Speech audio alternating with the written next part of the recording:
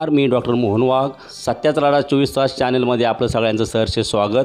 सलोनी, आज आपण महाराष्ट्रातील नामवंत कीर्तनकार हरिभक्तपरायण राजेश महाराज साबळे यांच्या मुलाखतीचा आगळा वेगळा कार्यक्रम घेऊन आलेलो आहोत. महाराज आपला जीवन प्रवास आपल्याला सांगणार आहेत. महाराजांचा वाढदिवस देखील आहे, तर आपण त्यांचा जीवन प्रवास जाणून घेऊया स्वतः महाराजांच्या मुखातून. महाराज, आज आपला वाढदिवस आहे.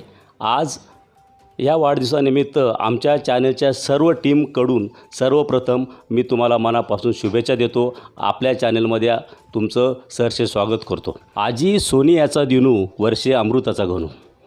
माऊलींच्याच भाषेत आपण सुरुवात करतो आहे आणि माऊलींच्या भाषेत सुरुवात करायचं कारण तेच आहे. आपल्यासमोर आहेत सुप्रसिद्ध कीर्तनकार साबळे महाराजांचा चेहरा आपल्या चॅनलवर दिसतो आहे. चेहरा पाहिल्यानंतर देखील माझ्या सर्व प्रेक्षकांना नक्कीच ही मुलाखत एक अलोभनीय पर्वणीच वाटेल.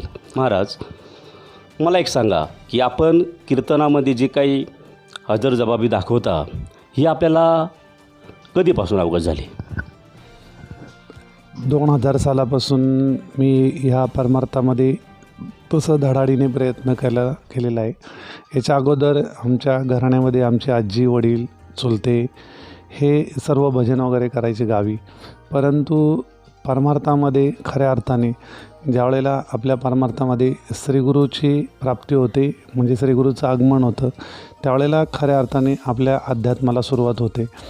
92ला आम्ही पुण्यामध्ये आल्यानंतर मी इथे भेकराईनगरला 92ला शाळेमध्ये होतो. 9वीला 9वी-10वी शिक्षण झाल्यानंतर मी 2 वर्ष औंधला ITIला होतो. ITI झाल्यानंतर मला नोकरी भेटली नाही. मग मी 1 वर्ष अगरबत्तीचा व्यवसाय केला. त्यानंतर मग 1 वर्ष अगरबत्तीचा व्यवसाय झाल्यानंतर मग ॲप्रेंटिसशिप केली. त्यानंतर परत 2 वर्ष अगरबत्तीचा व्यवसायच केला. व्यवसाय म्हणजे अगदी छोटा, म्हणजे पुण्यामध्ये घरोघरी जाऊन अगरबत्ती विकायची आणि त्यावरती आपल्या उदरनिर्वाह करायचा. त्यानंतर 2001मध्ये ज्यावेळेला मला पुणे महानगरपालिकेमध्ये एम्प्लॉयमेंटतर्फे कॉल आला आणि कॉल आल्यानंतर मग माझं तिथे सिलेक्शन झालं सुरक्षा विभागामध्ये. त्यांना मी प्रामाणिकपणे सांगितलं की मी कुठेही सिक्युरिटीचं वगैरे काम केलेलं नाही आहे, परंतु मी अगरबत्ती विकतो सध्या आणि आमची परिस्थिती जशी हालाकीचीच आहे साहेब. त्यांनी माझा प्रामाणिकपणा बघून मला परत तिथल्या अधिकाऱ्यांनी हाक मारून विचारलं की तुमचं नाव काय, आणि मला तिथे कुठल्याही प्रकारचे म्हणजे 1 रुपयाही न देत माझं तिथे सिलेक्शन झालं आणि नोकरी लागल्यानंतर मग खऱ्या अर्थाने परमार्थाला सुरुवात झाली. कारण उदरनिर्वाहाचं साधन झालं आणि मग तिथून पुढे परमार्थाला सुरुवात झाली. मग इथे गंगानगरमध्येच आमचे एक मित्र होते, ते ज्ञानेश्वरीचं एक ओवी सांगायचे फक्त. मी म्हटलं की हे जे ज्ञान, ही ज्ञानेश्वरी तुला कशी काय वाचता येते आणि हे कसं काय प्राप्त झालं? ते म्हणे श्रीगुरूच्या कृपेने हे सर्वच प्राप्त होतं. म्हटलं मग ते गुरु म्हणजे काय नक्की, त्यानंतर कुठला बोध आहे, त्यानंतर तो बोध घेतल्यानंतर शास्त्राची दृष्टी येते का आपल्याला? माझे वडील सांगायचे की जर भगवद्गीतेचं दर्शन घेऊन गेला ना तर कधीच अपयश येत नाही जीवनामध्ये. मग मी भगवद्गीतेचं दर्शन घेऊन जायचो अगरबत्ती विकायला आणि मला खरंच कधी अपयश आलं नाही धंद्यामध्ये. पण मी इथे गंगानगरमध्ये जागा घेऊन स्वतःचं घर बांधलं होतं त्या धंद्यावरती, की जिथं बाकीच्यांना आपल्या उदरनिर्वाहापुरते पैसे भेटत नव्हते. पण माझा पहिल्यापासूनच परमात्म्यावरती फार विश्वास की आपल्या प्रारब्धाच्या पलीकडे आपल्याला काही भेटू शकत नाही आणि आपल्या प्रारब्धामध्ये असेल तर ते कोणीही घेऊ शकत नाही. त्यामुळे असा एक विश्वास असल्यामुळे परमात्म्यावरती दृढ विश्वास कायम. म्हणून अध्यात्मामध्ये प्रवेश केल्यानंतर मग आमचा आनंद संप्रदाय आणि सांप्रदायिक गुरु भेटल्यानंतर मग ज्यावेळेला अध्यात्माची नजर आली त्यावेळेला इथे शांतामाई संस्थान खिळत काय तिथे गणेशानंद महाराज यांची समाधी आणि शांतामाईंची समाधी तिथे खरे. तिथून पुढे अध्यात्माची नजर यायला सुरुवात झाली. आम्ही तिथे अध्ययन करण्यासाठी जायचो. मग तिथून हळूहळू ज्ञानेश्वरीची जशी जशी श्री गुरुकृपेने नजर आली त्यानंतर मग खरा अध्यात्मामध्ये प्रवेश झाला. माऊली ज्ञानोबरायांनी एवढं आगाध ज्ञान आपल्यासाठी ठेवलेलं आहे याची खरी प्रचिती त्यावेळेला आली की ज्यावेळेला ज्ञानेश्वरीचा अंतरंग समजतो आपल्याला. म्हणजे माऊलींनी सांगितलेलं आहे गीतेमध्ये की परमात्मा ज्यावेळेला अर्जुनाला उपदेश करतो त्यावेळेला माऊली त्यावरती भाष्य करताना सांगतात की साचची बोलाची नवी हे शास्त्र परी संसारुजिनीते हे शस्त्र आत्मा अवतरविते मंत्र अक्षरी ये, म्हणजे अक्षरामध्ये आहे माझा रमाकांत, ही अक्षरे नव्हती दे का ब्रह्म साम्राज्य दीपिका अर्जुना लागी चितकळिका उजळलेल्या श्रीकृष्णे.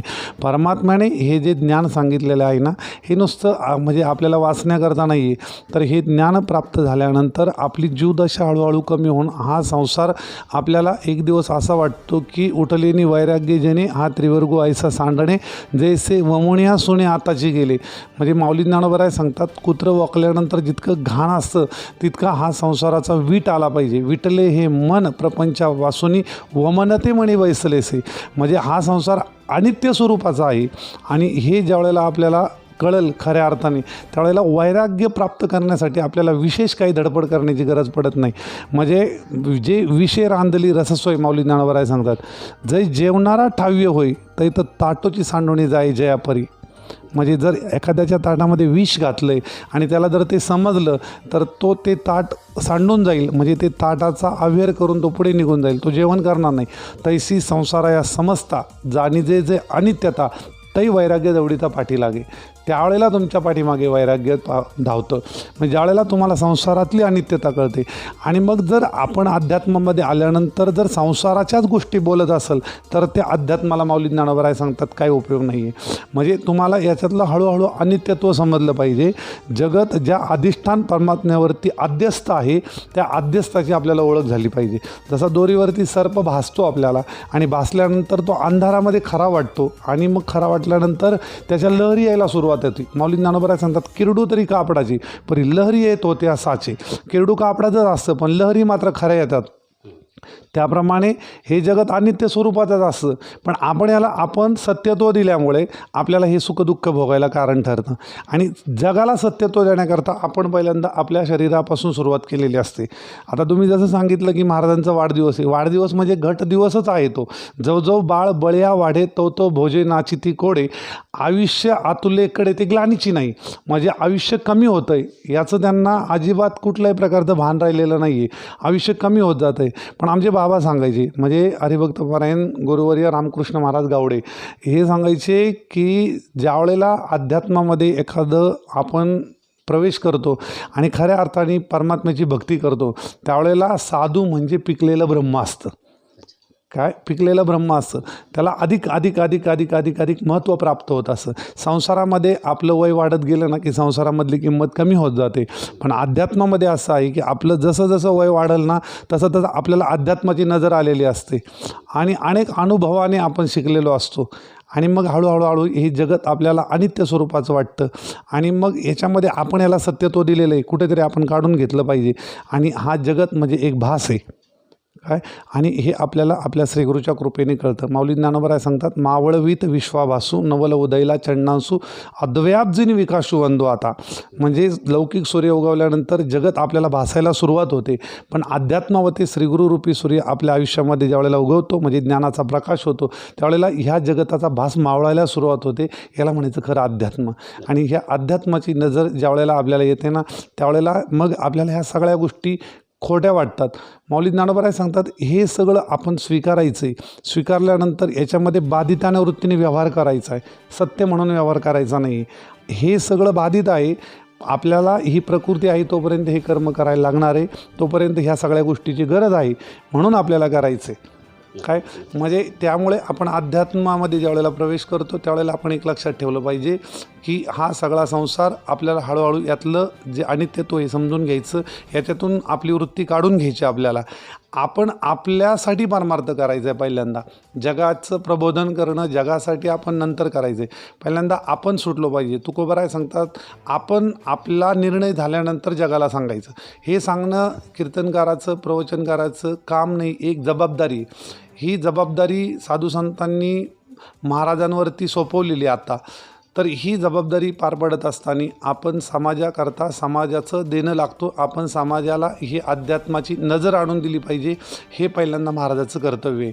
आणि ह्या कर्तव्यामध्ये कुणी कमी पडता कामा नाही. बाकीचं लौकिक त्यानंतर पैसा हा विषय गौण मानला पाहिजे प्रत्येकाने.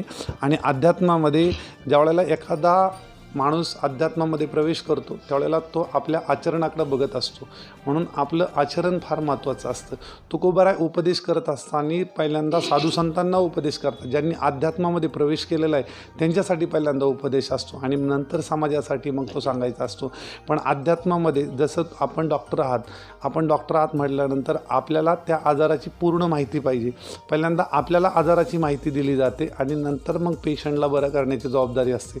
तसं अध्यात्मामध्ये साधू संतांना त्याची नजर आली पाहिजे आणि साधू संतांची वृत्ती परमार्थामध्ये स्थित असली पाहिजे. त्यांना कळालं पाहिजे की हे जगत अनित्य स्वरूपाचं आहे.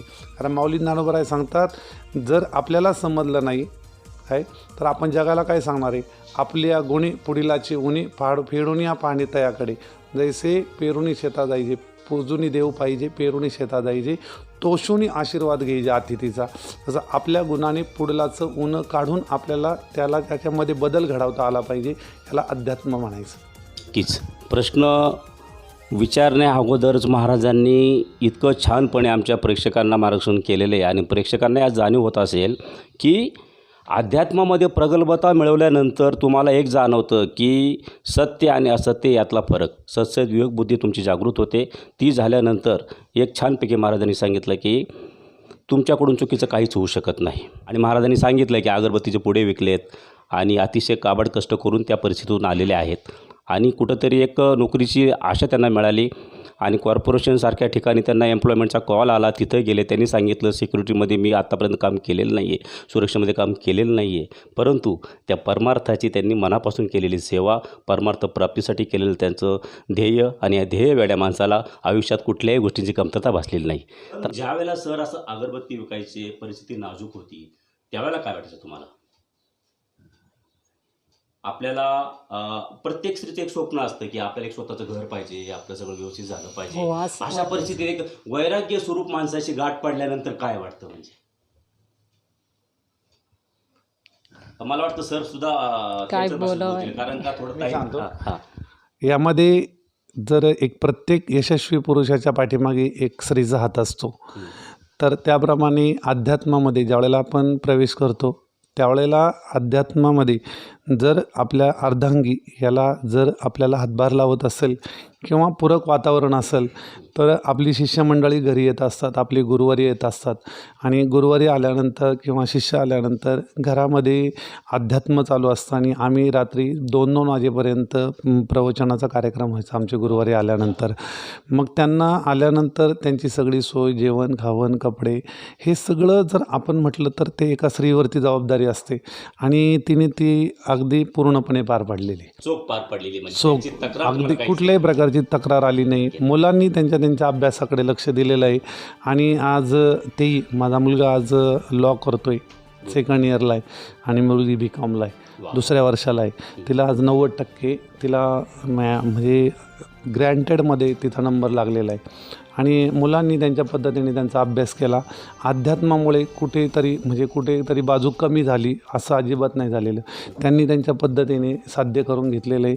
मी माझ्या पद्धतीने ज्यावेळेला आपला माऊली ज्ञानोबराय सांगतात ना, आत्मा आत्मयाच्या ठाई देखी जे देहींचे धर्मोदेही ऐसे देखणे ते पायी आना हाती. म्हणजे अध्यात्मावरती आपण ज्यावेळेला आपली वृत्ती केंद्रित करतो त्यावेळेला आत्मस्वरूपाच्या ज्ञानाकरता आपण प्रयत्न करायचा आणि कर्म करत असताना आपण कर्मामध्ये सावध असलं पाहिजे. निष्काम कर्म करत करत करत करत करत आपल्याला हे सगळं साध्य करून घ्यायचं आहे. कर्मामध्ये काम्य कर्म आहे, निषिद्ध कर्म आहे, नित्यनैमित्तिक कर्म आहे, हे सगळी कर्म करायची. हे कर्म करत असताना आपल्याकडून कधी चुकीचं करू नये, निषिद्ध कर्म घडू नये. आपल्याला कुठेतरी ह्या परमार्थावरती उदरनिर्वाह करायचा अशी वेळ कधी परमात्म्याने आपल्यावरती येऊ देऊ नये. कारण आपल्याला उदरनिर्वाहाचं साधनही भेटलेलं आहे आणि उदरनिर्वाहाचं साधन भेटल्यामुळे माऊली ज्ञानोबराय सांगतात की बघा, रत्न देऊनी कोंडा घेतला का अमृत देऊनी कांजी प्याला, नाथबाबांचे भागवतामधली ओवी. तैसा परिपाकू पंडिताचा झाला तिथ्या नागवला निजज्ञाना. म्हणजे जर अध्यात्मावरती आपण जर उदरनिर्वाहाच्या साधन म्हणून जर बघितलं तर तो व्याकरणी चोखडा तर्की अति घाडा परी एक अध्यात्मज्ञानी फोडा जात्यांदू जायचा. म्हणजे व्याकरणामध्ये तर्क वितर्क काढल तो अध्यात्मामध्ये मात्र तो जातंद असल्यासारखा होईल. मोरा अंगी असे पिसते असते बहु असे पण एकली दृष्टी नसे तैसे ते का. माऊली ज्ञानोबराय सांगतात मोराच्या प्रत्येक पिसाला डोळे आहेत, पण एक जर त्याची दृष्टी नसेल तर तो ते बघू शकत नाही, त्या पिसांच्या डोळ्यांनी बघू शकत नाही. तसं एक अध्यात्माची नजर नसेल, एक यथार्थ स्वरूपाच्या ज्ञानाकडे जाण्याची जर आपल्याला शास्त्राची नजर नसेल तर आपण केलेलं अध्यात्म याचा विशेष आपल्यावरती प्रभाव पडत नाही. आणि महाराजांनी उदरनिर्वाहाचा जो मुद्दा मांडला आहे, मी थोडंसं आहे ना एक प्रश्न असा हटके विचारणार आहे, कदाचित महाराज थोडं रागवतील माझ्यावर, पण मला विचारायचं आहे. नेहमीप्रमाणेच मला सवय आहे की मी मुळापर्यंत जातो. महाराज, एक मला प्रश्न विचारायचा आहे. हल्ली जे कीर्तनकार महाराज लोक थोडं व्यवसाय म्हणून बघतात, मी कुणाचं नाव घेत नाही, पण एक जाणवतं बऱ्याच ठिकाणी एखादा कीर्तनकार आला की ठराविक अमाऊंट घेतल्याशिवाय जात नाही आहेत. माझ्या प्रेक्षकांनाही त्याची जाणीव आहे. तर हा विषय खरं तुम्हाला वेगळा वाटेल, पण खरंच का हो की एखाद्या ठिकाणी समजा गेलात तुम्ही आणि तिथं त्यांच्याकडे काही नसेल पैसे वगैरे, तर त्या ठिकाणी तुम्ही कीर्तनाचं दान घेतलं पाहिजे का? आपण कीर्तन केल्यानंतर ज्यांनी आपलं कीर्तन ठेवलेलं आहे सप्त्यामध्ये, त्यांनी गावातून वर्गणी काढलेली असते. बरोबर. कुणाकडे पैसे असतील नसतील, अगदी गरिबातला गरीब माणूस आपल्या श्रमातून ती वर्गणी दिलेली असते त्याने. आणि ज्यावेळेला आपण कीर्तन करतो त्यावेळेला आपण कीर्तनाचा बाजार मांडला नाही पाहिजे. तुम्हाला जर दिलं तर तुम्हाला उदरनिर्वाहाचं जर काही साधन नसेल तर तुम्ही दिलेलं घ्या, परंतु तुम्ही असं ठरवू नका की आमचा इतका रेट आहे, आम्ही एवढेच पैसे घेतल्यानंतर कार्यक्रम करू. कारण हे जर आपण आपला परमार्थ विकला काय तर आपण हे आपलं ज्ञान विकतोय. अगदी बरोबर. आपण ठराविक अमाऊंटवरती जर त्याच्यावरती सांगितलं की आमचे एवढे पैसे दिल्यानंतरच आम्ही कार्यक्रम करू, तर आपण बाकीच्यांनी जी वर्गणीतून पैसे गोळा केलेले सप्त्याकरता आणि आपल्याला कुठेतरी बोलवलेलं आहे, कारण आपल्याला कुठेतरी परमार्थाची नजर आहे, आपल्याला समाजाचं प्रबोधन करता येतं म्हणून त्यांनी आपल्याला बोलवलेलं आहे. म्हणजे ते आपल्याकडे एक विश्वासाने बघत असतात की यांनी हे कीर्तन केल्यानंतर आमच्या गावामध्ये कुठेतरी सुधारणा होईल, कुठेतरी प्रबोधन होईल, कुठेतरी वाईट प्रवृत्तीला हळूहळू आळा बसेल आणि एक अध्यात्माकडे प्रवेश होईल. हा उद्देश असतो सप्ताह करणाऱ्यांच्या पाठीमागे. आणि आपण जर सांगितलं की त्यांना आम्हाला एवढेच पैसे पाहिजे तर आपण आपलं इमान ऐकल्यासारखं होतं. जर त्यांनी दिलं तुम्हाला तर तुम्ही ते बघायलासुद्धा नाही पाहिजे की किती दिले, काय दिले. ठीक आहे, दिले तुम्ही घ्या, तो तुमचा प्रश्न आहे. पुढे तुम्ही त्या पैशाचं काय करायचं, कुठे वापरायचं. तुम्ही आळंदीमध्ये तुमची संस्था असेल तर तुम्ही संस्थेला वापरता, विद्यार्थ्यांकरता वापरता की संसाराला करता वापरता, तो प्रश्न तुमचा आहे.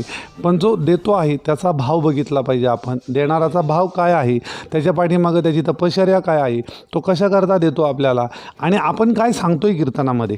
आपण समाज प्रबोधनकार आहोत का आपण वारकरी आहोत. आपल्याला तुकोबारायांचं हे जे मनोगत आहे हे सांगण्याकरता आपण तिथे नारदाच्या गादीवरती उभा आहोत. काय तुकोबाराय सांगतात, म्हणजे हा जो माल आहे ना, भरले भांडार धन्याचा हा माल, मी तो हमाल भारव आहे. म्हणजे हे जे भांडार आहे ना हे साधू संतांचं आहे आणि मी हमाल आहे, हे भार वाहणारा काय, किंवा हा माल वाहणारा मी एक हमाल आहे, हे माझं नाही आहे. आज माऊली ज्ञानोबरायांनी, तुकोबारायांनी, नाथबाबांनी यांच्या मुखातून जे बाहेर पडलेलं आहे ते शास्त्र आहे. एक तो बोले तर स्तवण, तो देखी ते दर्शन, अद्वया मज गमन तो चाले तोची.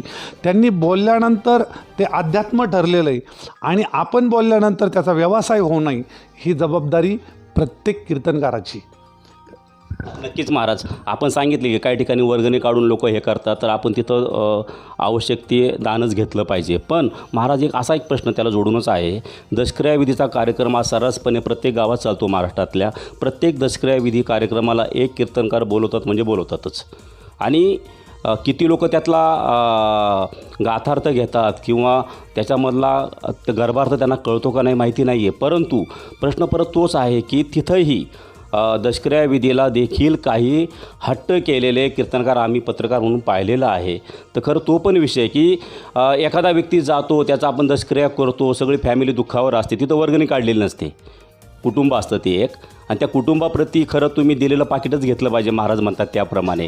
पण तिथं जर काही तुमचे सहकारी हट्ट करत असेल त्यांना तुम्ही काय सल्ला द्याल? हे बघा, प्रत्येक वेळेला कीर्तनकाराची चूक असते असं नाही आहे. ज्यावेळेला आपण एखाद्या महाराजांचं प्रवचन किंवा कीर्तन ठेवतो दशक्रियाच्या विधीच्या निमित्ताने, त्यावेळेला आपल्याला जर आपल्या घरामध्ये कोणी अध्यात्मामध्ये असेल किंवा वारकरी असेल तर त्याला माहीत असतं की कोण यथार्थ ज्ञान सांगणार आहे. तिथे जे आता आपण प्रवचन किंवा कीर्तन करतो यावेळेला आपल्याला तिथे हे सांगायचं आहे की हा संसार अनित्य स्वरूपाचा आहे. एक दिवस प्रत्येकाला इथे जायचं आहे. आता गेलेला पुढे आहे. ज्या दिवशी कंपनीमध्ये औषध तयार होतं त्या दिवशी त्याच्यावरती एक्सपायर डेट असते. काय तसं ज्या वेळेला आपण जन्मलो आहे त्यावेळेला आपलं मरण ठरलेलं आहे. काय त्यालाच आपण म्हणतो की सत्वीने टाक टाकला. जुनी माणसं म्हणायची की ज्या वेळेला 5वी असते त्यावेळेला त्या सत्वीने आपल्या कपाळावरती टाक टाकलेलं आहे. असं नाही, आपण जे प्रारब्ध भोगण्याकरता आलेलो आहे ना त्या प्रारब्ध ज्या दिवशी आपलं संपणार त्या दिवशी आपल्याला हे शरीर टाकून द्यावं लागतं. आणि म्हणून आपल्याला या शरीराचं अनित्यत्व समजून घ्यायचं आहे. आणि ते समजून घेण्यासाठी आपण ती जागा निवडलेली वास्तविक पाहता म्हणजे स्मशानभूमीमध्ये. आणि मग तिथे माणूस कुठेतरी संकल्प करतो की मी आता ही गोष्ट इथून पुढे करणार नाही. आता सांगणाराने ही पूर्ण जबाबदारी सांगणाराचीच आहे असं काही नाही. ज्यांनी हे कार्यक्रम ठेवलेले त्यांनाही थोडीशी अध्यात्माची नजर आली पाहिजे. कारण आपण ज्या वेळेला कीर्तनकार किंवा प्रवचनकार ठेवतोय त्यावेळेला आपण समाजाच्या मनोरंजनाकरता ठेवत नाही आहे. हा तमाशा किंवा हे नाटक नाही आहे. याच ठिकाणी हा जो मुद्दा मांडला आहे साबळे सरांनी त्याला खरंच 100 मार्क द्यावेसे वाटतात. तर जसं की आपण पाहिलं, आपण उच्च दर्जाचं शिक्षण घेतलं असताना सुद्धा आपण आत्मिक जीवनामध्ये वाटचाल करण्याची ही संकल्पना आपल्या मनामध्ये कशी आली याबद्दल काय सांगा? यामध्ये असं आहे की ज्या वेळेला आपण शिक्षण घेऊन उदरनिर्वाह करता काहीतरी करतो तो आपल्या ज्ञानाचा विषय असतो. म्हणजे आपण ज्या वेळेला आपण डॉक्टर आहात, मी सुरक्षामध्ये काम करतो, एखादा वकील असेल, एखादा इंजिनियर असेल, तो त्या ज्ञानाचा विषय आहे. काय हा ज्ञानाचा विषय ज्या ज्ञानावरती आपण संपादन करतो ते आपलं स्वरूप ज्ञान आहे. आणि त्या स्वरूप ज्ञानाची जोपर्यंत आपल्याला ओळख होत नाही तोपर्यंत आपण परमात्म्याशी एकरूप होऊ शकत नाही आहे. म्हणजे हा व्यवसाय आहे आपला. म्हणजे जसा बघा, आपण डॉक्टर आहात, आपण डॉक्टर असल्यानंतर आपल्याकडे एखादं पेशंट आलं त्यावेळेला त्या पेशंटला एखादा आजार आहे आणि आजार आहे म्हणून आपण त्याला इंजेक्शन देता, सलाईन लावता किंवा त्याला आज्ञ उपचार करता. तर त्या डॉक्टरांचा जो रोष आहे म्हणजे जो राग आहे तो त्या पेशंटवरती नाही आहे तर त्याच्या आजारावरती असतो. तसं साधू संत जगाचं अज्ञान आहे या अज्ञानावरती रागवलेले आहेत, जगावरती नाही आहेत. म्हणून ते अज्ञान दूर करण्यासाठी आपण प्रयत्न केला पाहिजे. हा आपला व्यवसाय आहे आणि हे आपलं कर्तव्य आहे. हे दोन्ही करत असताना आपल्याला याचा समतोल राखता आला पाहिजे. म्हणून आपण अध्यात्मामध्ये प्रवेश करायचा असतो. सर, माझा दुसरा प्रश्न आहे, आध्यात्मिक जीवनामध्ये आपण वाटचाल करत आहात तर एकदम कठीण असा तो मार्ग आहे ज्यामध्ये खूप काही गोष्टी सावराव्या लागतात, सांभाळाव्या लागतात. मग या सगळ्या गोष्टींमध्ये आपण वाटचाल करत असताना तुमच्या जीवनामध्ये असं कोणती अनुभवाची गोष्ट आहे जे तुम्हाला खूप चिंताजनक आणि त्रासदायक आहे असं तुम्हाला वाटले आहे, याबद्दल काय सांगा? यामध्ये ज्यावेळेला आपण अध्यात्मामध्ये प्रवेश करतो त्यावेळेला समाजाची आपल्याकडे बघण्याचा दृष्टिकोन वेगळा असतो. समाज आपल्याकडे कुठेतरी महाराज म्हणून बघत असतो. आपल्या आचरणाकडून ते आचरण करत असतात. माऊली ज्ञानोबराय सांगतात, येत वडील जे जे करती तया नाम धर्म ठेविती, एर ते अनिष्टिती सामान्य सकळ. काय किंवा पुढे अंधा सरिसा मागे देख नाही चाले तैसा, अज्ञानावा प्रगटावा धर्म तैसा आचरोनी. म्हणजे अज्ञानाला आपण धर्माचं आचरण करून दाखवायचं असतं, त्यांनी आपल्या पाठीमागे चालायचं असतं. त्यामुळे ही फार मोठी जबाबदारी असते कीर्तनकार, प्रवचनकार किंवा आध्यात्मिक पुरुषावरती की आपलं आचरण कसं असलं पाहिजे. आपलं आचरण जर शुद्ध असेल तर मग पाठीमागचे त्या आचरणाप्रमाणे आचरण करतात. आणि हे आचरण करत असताना समाज आपल्याकडं बघत असताना त्या दृष्टिकोनातून बघत असतो आणि अगदी बारीक बारीक गोष्टीकडून आपल्याला त्रास देण्याचा प्रयत्नही करतो. सगळेच कीर्तनकार म्हणजे कीर्तनाला ऐकण्याकरता आलेले असतात असं काही नाही. काही परीक्षक म्हणून आपल्या पुढे बसलेले असतात. काही जण किती बरोबर आहे त्यापेक्षा कुठे चुकतोय याच्याकडे जास्त लक्ष केंद्रित असतं आणि तो चुकलेला मुद्दा उचलून धरतात. जसं संपादक साहेबांचा एक प्रश्न होता असं त्याला धरून तसाच की एखादा असा कटू अनुभव तुमचा नाही का, की चांगले अनुभव खूप आहेत तुमचे, असा एखादा प्रसंग की तो बाबा कटू अनुभव होता तुमच्यासाठी खूप चिंताजनक आहे असं? यामध्ये असं आहे, जर आपण माऊलींच्या परमार्थांची जी दिशा आहे याप्रमाणे जर चाललो तर माऊली ज्ञानोबराय सांगतात हे दोष आपण बघितले नाही पाहिजे. कारण याच्यामध्ये असं आहे, देत मनुष्य जात सकळ स्वभावता भजनशीळ झाले असे केवळ माझ्या ठाई. मनुष्य जात ही स्वभावता भजनशील असते, हे माझे भजन करण्यासाठीच ह्या योनीची परमात्म्याने नियुक्ती केलेली आहे. परंतु ज्ञानेविन नाशिले जे बुद्धी भेदासी आले आणि तेनीची त्या कल्पेले अनेकत्व म्हणून अभेदू भेद देखती या अनाम्या नावे ठेविते आणि देवी देव म्हणते अचर्चाते.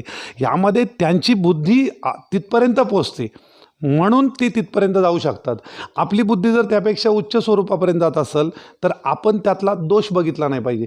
कसं असतं माहिती आहे का, आमचे बाबा एक दृष्टांत सांगायचे की माकड ज्या वेळेला द्राक्ष खायला जातं ना त्यावेळेला ते त्या द्राक्षाच्या बागेमध्ये गेल्यानंतर ते द्राक्ष घेण्यासाठी उड्या मारतं आणि उड्या मारत असताना ना जर त्याच्या हाताला ते द्राक्ष आलेच नाही तर मग ते काय म्हणतं माहिती आहे का, कितने ऊंचे कितने कच्चे कितने खट्टे असं म्हणून ते निघून जातं. म्हणजे त्याने प्रयत्न केला नाही का, त्याने प्रयत्न केला पण त्याच्या हाताला आले नाही म्हणून तो नाव ठेवून निघून गेला. तसं परमार्थामध्ये प्रयत्न करणारे भरपूर आहेत. माऊली ज्ञानोबराय सांगतात, आस्तीच्या महापुरी रिगता ती कोटीवरी परी प्राप्तीच्या पहिलं तरी विपाईला निघे. म्हणजे सगळेच जैसे भरल्या त्रिभुवाना आतू वैसे भरल्या त्रिभुवाना आतू एक एक एक एक सेना निवडून की जे अर्जुना की तयाई पाठी जे वेळी लोह माणसा ते घोटी त्यावेळी विजयश्रीच्या पाठू एकुची वैसे.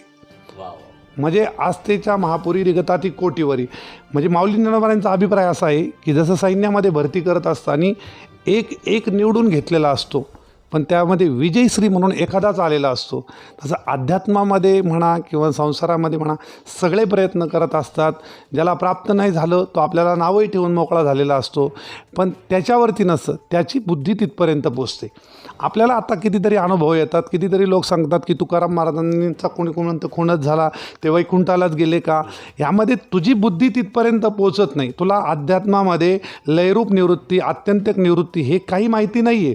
त्यामुळे तुला एकच माहिती आहे, जन्माला आल्यानंतर हे मर्तन याला पेटून द्यावं लागतं एवढंच माहिती असतं. याच्या पलीकडे अध्यात्म माहीत नसतं म्हणून तो त्याच्या बुद्धीप्रमाणे तर्क लावत असतो. याच्या अध्यात्म जिथे विज्ञान संपतं तिथून पुढे अध्यात्म सुरू होतं. म्हणून विज्ञानाने कितीही प्रयत्न केले म्हणून आत्मा कसा आहे किंवा तो कसा सिद्ध करायचा हे नाही दाखवू शकत. म्हणजे जिथे विज्ञान अवघे हरपे अज्ञान अवघे हरपे आणि विज्ञान निशेष करपे मग ज्ञान ते स्वरूपी होणं जायचे. म्हणजे जिथे विज्ञान संपते तिथे अध्यात्म सुरू होतं. अतिशय अशा मोडवर येऊन थांबलेली मुलाखत की आपल्याला संपूच नाही वाटते. पण मित्रांनो तुम्ही पाहता सत्याचा लढा 24 तास असंच पाहत राहा. छोटासा ब्रेक घेतो, ब्रेकनंतर पुन्हा भेटूया आपण. सप्तपदीसाठी उभे राहा. लग्नाचा विचार करत असाल तर स्वप्नामधून बाहेर पडा आणि मराठीशादी.com वर या. Download now.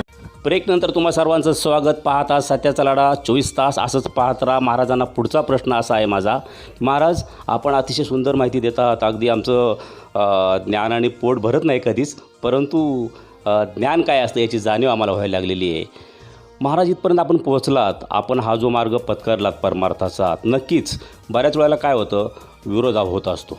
मग तुम्हाला ज्या वेळेला परमार्थात उडी मारावीशी वाटली त्यावेळेला तुम्हाला साथ मिळाली का घरच्यांची? हो, माझी आई वडील आजोबा आजी पत्नी मुलं हा सर्व परिवार होता. त्यानंतर मी ज्यावेळेला पेटीचा क्लास वगैरे केला आणि पेटीचा क्लास करून आल्यानंतर मी ज्यावेळेला पेटी वाजवायला बसायचो त्यावेळेला माझे वडील वारकरीच होते. वडील माझ्यासमोर बसायचे आणि वडिलांना पॅरलेस झाल्यामुळं म्हणजे त्यांना बोलता येत नव्हतं आणि मग त्यांच्या डोळ्यातून पाणी यायचं वडिलांच्या, की त्यांना असं वाटायचं की माझा मुलगा वाजवतो आज. म्हणजे ते पेटी मास्तर आमच्या गावामध्ये ते आले की लोक लगेच भजन ठेवायचे आणि खूप त्यांना आनंद व्हायचा की म्हणजे साबळे आले की लगेच भजन ठेवायचंच म्हणायचे. आज वडिलांचे जोडीदार पण आहेत. आज गावामध्ये कीर्तन आहे माझं रविवारी. त्यांनाही खूप आनंद होतो की आमच्या मित्राचा मुलगा कीर्तनकार झाला. गावातल्या लोकांना अभिमान वाटतो की ज्या राजूला आपण गावामध्ये बघितलं होतं की कधी वाटत नव्हतं की हा कधी परमार्थ करल, आज तोच आपल्या गावामध्ये येऊन कीर्तन करतो आहे. मलाही माझ्या गावच्या लोकांचा अभिमान वाटतो की त्यांना माझ्याबद्दल जी आस्था आपुलकी आहे त्याबद्दल मलाही त्यांचा अभिमान वाटतो की त्यांनी मला खूप प्रेम दिलं. आणि माझे वडील मग बसायचे. माझी आजी आजोबा वारल्यानंतर ज्या वेळेला इथं बाहेर कॉट टाकून बसायची, मी कीर्तनाला निघाल्यानंतर प्रत्येक वेळेला एक गाणं म्हणायची वा की माझा नातू कीर्तन करतोय, तिला असं भरून यायचं. माझी आई पण कधी प्रतिबंध करत नव्हती. आणि मला वाटतं प्रश्नाचं उत्तर मिळालं आहे सोलोनी आपल्याला, की महाराजांना कौटुंबिक साथ खूप चांगली मिळाली. त्यांची आजी जाताना एखादं गाणं म्हणायची, त्यांची ऊर्जा वाढवायची. आणि बघा आता आजीचं नाव काढलं तरी महाराजांच्या डोळ्यात थोडं पाणवलेलं आहे. आणि कसं असतं माहिती आहे का मित्रांनो, हा प्रपंच प्रत्येकाला लावलेला आहे. पण या प्रपंचामध्ये जसं महाराजांनी सांगितलं की गावाकडे गेल्यानंतर तिथं त्यांना आवर्जून विचारलं जातं की त्या काळातला एक राजू आज आपला परमार्थाचं ज्ञानसाठी येतो आहे, परमार्थात गेलेला आहे. हा याच्यासारखा उच्चानंद अजिबात नाही आहे. कुणाला वाटतं माझा मुलगा डॉक्टर व्हावा, इंजिनियर व्हावा, शिकून मोठा व्हावा, पैसा कमवावा, परंतु महाराजांच्या पूर्ण कुटुंबाने त्यांना परमार्थाच्या आवडीसाठी सोडल्यानंतर महाराज थोडं स्वावलंबी होऊन परमार्थाकडे पूर्ण लक्ष दिलेलं आहे. नक्कीच महाराज हा प्रश्न आणि त्याचं उत्तर तुम्ही खूप छान दिलेलं आहे. तर तुमचा जो शिष्यगण आहे ना, त्या शिष्यगणाला मी खरंच इथं का बोलवतो माहिती आहे का, मला एक माहिती मिळालेली आहे की तुम्ही रात्री 2-2 वाजेपर्यंत शिष्यगणाला पारायण करता, त्यांच्याकडून चांगलं चांगलं तुम्ही वधून घेता, त्यांना शिकवता. हा आता मध्ये ज्या वेळेला मी आलो त्यावेळेला माझ्या गुरुने माझ्यावरती खूप प्रेम केलं आणि शिष्यांनीही खूप प्रेम केलं. फुरसुंगी गावामध्ये ज्या वेळेला ही सर्व मंडळी भगवान बाबाची पुण्यतिथी करायचे त्यावेळेला ही सर्व मंडळी वारकरी नव्हते. पण ज्यावेळेला आम्ही पहिलं कीर्तन केलं पहिल्या वर्षी त्यावेळेला ही मंडळी वारकरी नव्हती. दुसऱ्या कीर्तनापर्यंत जवळजवळ 10 ते 15 जण वारकरी झाले. तिसऱ्या कीर्तनामध्ये जवळजवळ सगळी मंडळी वारकरी झाली. आणि यांनी अगदी विशेष प्रेम केलेलं आहे सर्व मंडळींनी. आणि यांच्या प्रेमाचं म्हणजे आपण सांसारिक बाजूने विचार करतो, पण अध्यात्मामध्ये यांना ज्या गोष्टी मी सांगितल्या त्यांनी त्या अगदी रात्रीचा दिवस करून ऐकलेल्या आहेत. रात्री 11 वाजता ही मंडळी प्रवचन ऐकण्याकरता येतात, सुट्टीच्या दिवशी येतात. त्यानंतर यांनी खरं म्हणजे आपण जे म्हणतो ना विश्वास, काय विश्वासितो करी स्वामीवरी सत्ता, किंवा माऊली ज्ञानोबा सांगतात मातीचा द्रोण केला तो कवने की नाही फळेला, भागवतातली ओवी काय, विश्वासेविन नाडीला जगी ठगला विकल्पू. द्रोणाचार्यांचा मातीचा पुतळा करून एकलव्य ती धनुर्विद्या शिकला. आपला विश्वास महत्त्वाचा असतो परमार्थामध्ये. आणि ही सर्व मंडळी विश्वासाने परमार्थामध्ये आली. आणि आजही ही मंडळी विश्वासानेच माऊली ज्ञानोबा ज्ञानेश्वरीवरती, भगवद्गीतेवरती प्रेम करतात, तुकाराम महाराजांची गाथा वाचतात. ह्या मंडळीचं करावं तेवढं कौतुक थोडंसं आहे. नक्कीच. ज्या टायमाला आध्यात्मिक गोष्टीची आवड तुमच्या मनामध्ये निर्माण झाली त्या टायमाला तुम्ही गुरु केलात आणि गुरूंजवळ आध्यात्मिक बरंच काही गोष्टी शिकलेल्या आहात. परंतु त्याच्यानंतरनी आता जर पाहिलं तर अनेक शिष्यांची निर्मिती आपण केलेल्या आहात. आज आपण कुठंतरी त्यांचे गुरु झालेले आहात. या गोष्टीकडे पाहत असताना कसं वाटतंय, काय सांगा? यामध्ये मी ज्यावेळेला ज्ञानेश्वरीचं अध्ययन करण्याकरता आमच्या मठावरती जायचो, त्यानंतर आळंदीला आमच्या अलकाताई म्हणून राहतात, त्यांच्याकडे जे आपण रंगनाथ महाराज परभणीकरांचं जे अमृतानुभव आहे ज्याचं लिखाण धूत महाराजांनी केलेलं आहे, त्या धूत महाराजांची आणि माझी ओळख झाली ताईंच्या घरी. त्या बाबांनी सांगितलं की तुम्हाला अध्यात्माची नजर आहे, तुम्ही माझ्याबरोबर चला, तुम्ही संसार सोडून द्या. तर मी म्हटलं बाबा आता हे संसार इथपर्यंत आलेला आहे आणि आता एवढं अचानक टाकून जाणं मला शक्य नाही. तर म्हटले मग माझ्याकरती तुम्ही अमृतानुभवाचं चिंतन ऐकण्याकरता औरंगाबादला चला. मी बाबांबरोबर तिथे 15 ते 20 दिवस राहिलो. जाण्याच्या अगोदर मी घरामध्ये पडलो होतो, माझ्या बरगडीला मार लागला होता, मला बसता पण येत नव्हतं. पण मी बाबांना दिलेला शब्द पाळण्यासाठी औरंगाबादला गेलो. बाबा म्हणायचे महाराज तुम्हाला एक कॉट टाकून देतो, तुम्ही झोपून ऐका. म्हटलं नको बाबा. आणि ते इतकं गोड चिंतन ऐकताना ना मला अक्षरशः शरीराकडे लक्ष पण जात नव्हतं की आपल्या बरगडीला मार लागलेला आहे, सुजलेली. ते सगळं झाल्यानंतर मग तिथले विद्यार्थी ते ट्यूब वगैरे लावून द्यायचे, चोळून द्यायचे. डॉक्टरकडे जाऊन एक्सरे केला, ते म्हणे खूप सूज आलेली. तरी पण मी तिथे राहून त्या अमृतानुभवाचं पूर्ण चिंतन ऐकलेलं आहे बाबांच्या मुखातून. आणि त्यानंतर मग आळंदीला गेल्यानंतर तिथे माऊलींचं दर्शन घेऊन बाहेर आलो. आणि तिथे आंधळे महाराज म्हणून आहे आमचे, अभिमन्यू महाराज आंधळे, त्यांनी हरिदास महाराज पालवे यांची ओळख करून दिली. आम्ही हॉटेलमध्ये चहा घेतला. चहा घेतल्यानंतर त्यांनी विचारलं की महाराज तुम्ही हे जे अध्यात्म शिकता, त्यांनी सांगितलं महाराजांचं ज्ञानेश्वरीवरती प्रभुत्व आहे. आंधळे महाराजांनी सांगितलं. ते म्हटले तुमचा विचारसागर वगैरे ग्रंथ झाला का? तर मी म्हटलं नाही झालेला. ते म्हटले या माझ्याकडे उद्यापासून मी तुमचा विचारसागर ग्रंथ घेईल. आणि मला असं अक्षरशः वाटलं की खरंच माऊली ज्ञानोबरांची कृपा आहे आपल्यावरती. आपण जी अपेक्षा केली आत्तापर्यंत ती माऊली ज्ञानोबरांनी पूर्ण केलेली. ज्ञानेश्वरीचं अध्ययन झालं, अमृतानुभवाचं चिंतन झालं, त्यानंतर विचारसागर अक्षरशः त्या महाराजांनी म्हणजे शास्त्रीजींनी मी एक किंवा दोघं जण जरी असलो तरी आम्हाला इतकं पोटतिडकीने ते विचारसागराचं चिंतन सांगितलेलं आहे. एक एक तरंग व्यवस्थित समजावून सांगितलेलं आहे. त्यांची PhD झालेली संस्कृतवरती. ते म्हटले मला तुम्हाला संस्कृत भाषा पण मी पूर्ण शिकवतो, पण हे लॉकडाऊन आलं, कोरोना आला, त्यामध्ये ते राहून गेलं. पण महाराजांनी तिथे मला ही अध्यात्म अगदी पोटतिडकीने शिकवलं. मग आपल्याला हे जे प्राप्त झालेलं आहे हे कुठंतरी समाजापर्यंत समाजाच्या कामाला आलं पाहिजे. म्हणून आपला हा प्रयत्न असतो की ह्या सगळ्यांना हे समजावं. आपण फार म्हणजे परिश्रमातून हे प्राप्त केलेलं आहे, पण माऊली ज्ञानोबरांच्या कृपेनं आपल्याला ते हस्तगत झालेलं आहे. हे समाजापर्यंत कुठेतरी जावं आणि समाजाला याचा कुठेतरी उपयोग व्हावा. अध्यात्माची नजर यावी प्रत्येकाला, हा एकच उद्देश आपल्या अंतःकरणामध्ये असला पाहिजे. माऊली ज्ञानोबा नक्कीच कृपा करतात. आपण ज्यावेळेला माऊलींवरती कृपा म्हणजे माऊलींवरती ज्यावेळेला आपण प्रेम करतो, माऊलींची ज्ञानेश्वरी वाचतो, त्यावेळेला ज्ञानेश्वरी आपल्या हाताला धरून आपल्याला आपल्या आत्मस्वरूपापर्यंत पोच करते.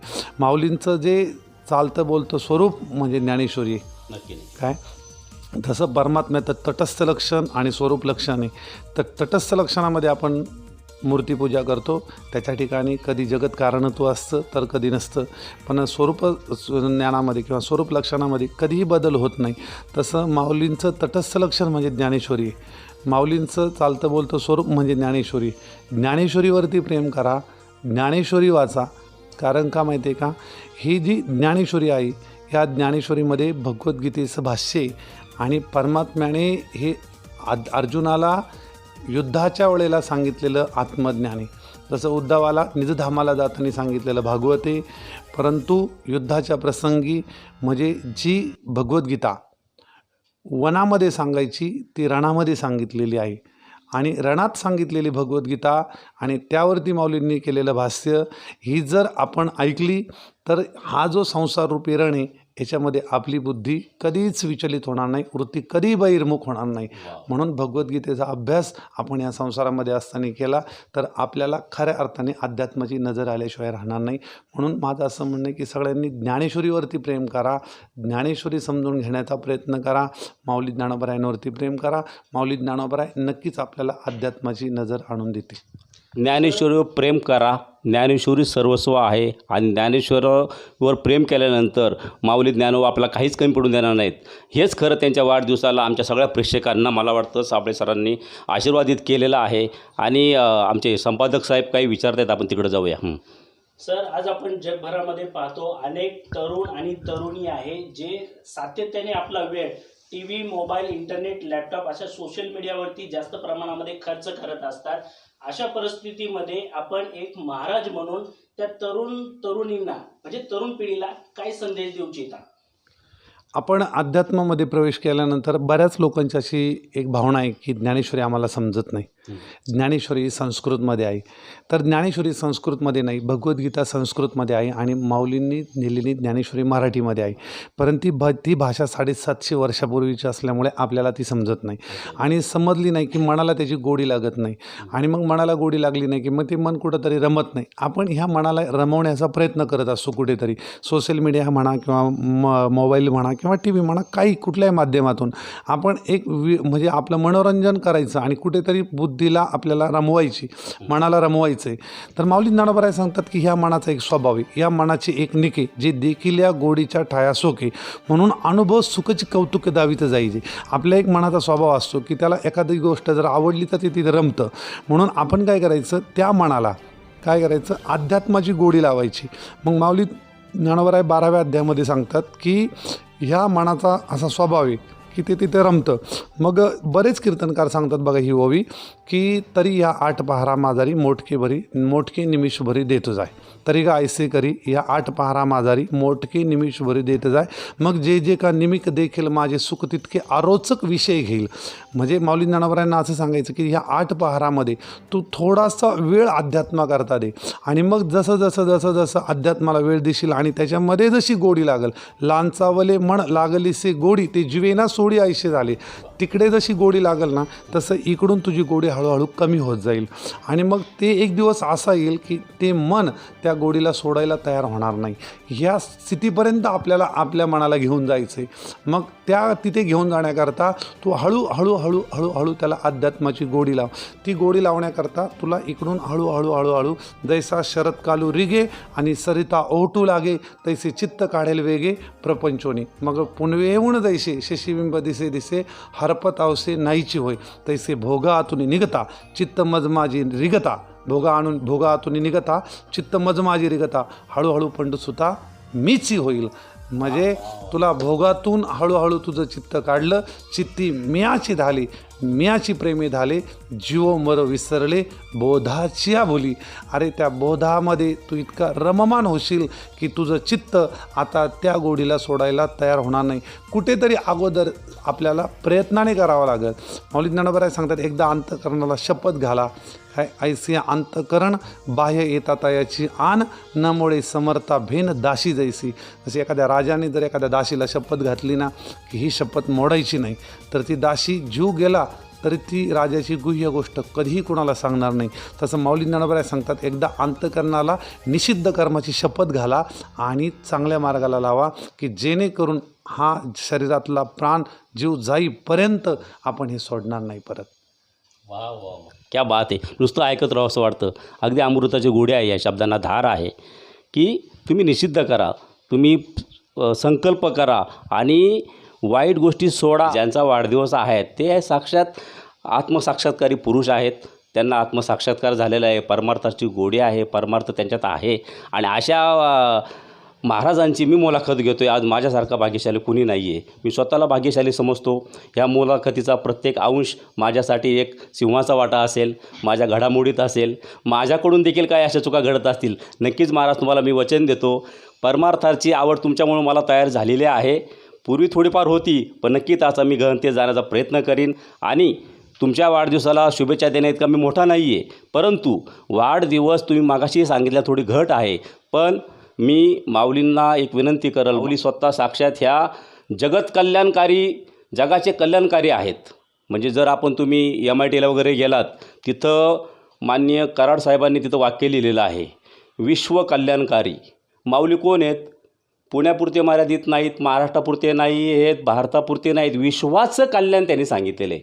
आणि मग शेवटी माऊलींनी पसायदान सांगितलेलं आहे नक्कीच की त्या पसायदानामध्ये म्हणतात की जे खळांचे व्यंकटी सांडो तया सत्कर्मी रती वाढो भूता परस्परे पडो मैत्री जीवांचे. आणि नक्कीच त्यांचा जो शिष्यगण आहे ना तो पण आता बघा ज्यावेळेला इथं अमृत असतं तर अमृताच्या घाटातून काय पडणार आहे?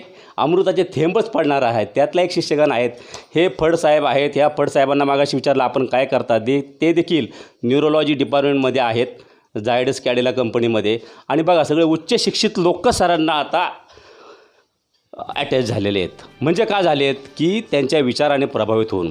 फडसाहेब आहेत, मला वाटतं गणेश महाराज पालवे महाराज आहेत, आंधळे सर तुम्ही पण आहात. सरांचे शिष्यगण एवढे आहेत की या